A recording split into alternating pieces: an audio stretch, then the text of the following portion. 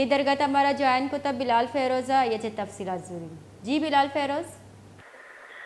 जी बिल्कुल, Quetta electric supply company KESCO के एलामिया के मुताबिक जो है कोयटा शहर में मुख्तलिफ इलाकों में बिजली के खंभों की शिफ्टिंग और जो है तरक्याती काम किए जा रहे हैं, जिसके पेश नज़र जो है कोयटा भर में मुख्तलिफ औकात में जो है बिजली बंद की जाएगी।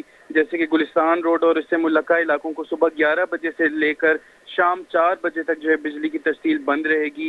इसी तरह शहर के दूसरे इलाके जैसे कि कोयटा सिटी ग्रिड स्टेशन से 5 और 6 अगस्त को सुबह 10 बजे से शाम 4 बजे तक जो है बिजली बंद रहेगी। इसी तरह ओवरऑल जो है आज यानी 5 अगस्त से लेकर 8 अगस्त तक रोजाना की बुनियादों पर शहर भर में जो है 6 से 7 घंटों के दौरानिया तक बिजली की तस्सील जो है बंद की जाएगी, जिसमें सरियाब रोड जो कि शहर का एक कोना है वहां से लेकर शेख मांदा तक जो कि शहर का दूसरा कोना है तमाम फीडर शामिल होंगे।